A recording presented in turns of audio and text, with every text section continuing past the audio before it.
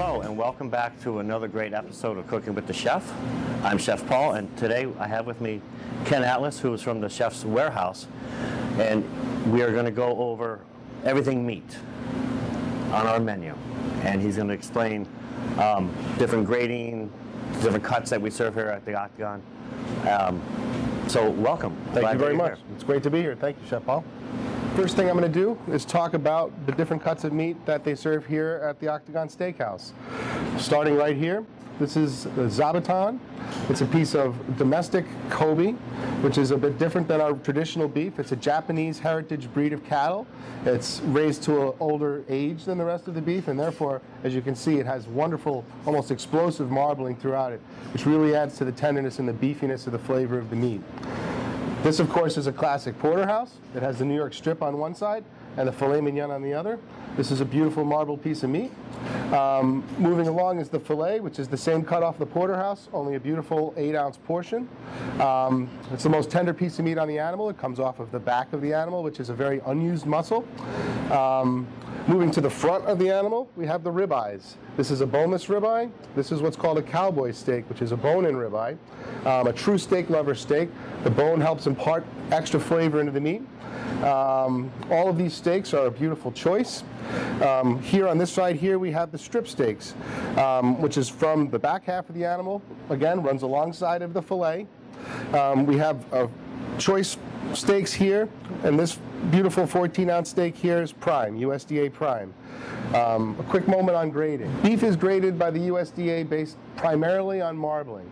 Marbling refers to the muscle, the fat intrinsic to the muscle, layered within the muscle, within the lean muscle. The white that you see on the steaks is what's called marbling. The greater the percentage of marbling, the higher the grade. The other thing that's used, or the other consideration that's used for beef and grading, is the color of the meat. They're not looking for anything too dark red. When the meat is very dark red, it means that the animal is older. Meat is also graded based on yield, but that doesn't affect the overall grading of the steaks.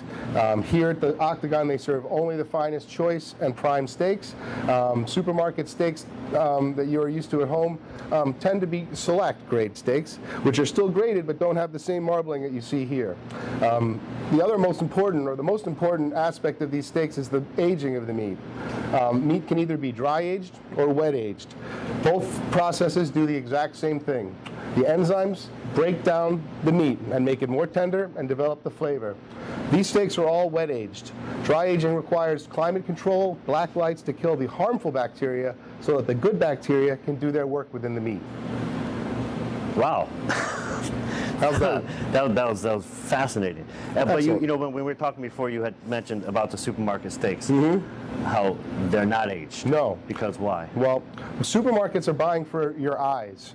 And when meat is aged, the same enzymes that make it so delicious for a restaurant also break down the fibers in the meat so that when the supermarkets cut the steaks and put them in the case, they oxidize quickly. And since shoppers shop with their eyes, they don't want to buy gray steaks. They want to buy them bright red. So supermarkets typically buy meat that does not have a lot of age on it. The age really impacts the tenderness and the flavor. Properly aging meat is amongst the most important parts and most important jobs of any meat company. Right. We have all these fine cuts of meat that we just went over. Which one would you choose? Personally? Yes. Well, I would dive right into the prime strip. I personally really love the robust flavor of the domestic Kobe, so I might go there. But you know, and I agree. You know, one of the, well, actually, the most popular steak that we have on our menu is the Filet Mignon. I think because everyone knows it. It's, you know, it's a Filet Mignon. It is the most tender, and I think sometimes people are afraid to go out of their element. Like you said, the Zabuton, that is by far my favorite, and it's a unique cut. I've never seen it on any other menu around here, so I would definitely recommend that. Well, for the best of both worlds, why not try the Porterhouse? You have your strip on one side for the steak eater, and you got the tender piece on the other side who wants to eat the piece like butter. I know. A great glass of wine. There you go. Perfect. Thank you for watching. If you like what you saw here, please subscribe to our YouTube channel by clicking the link below. Have a great day.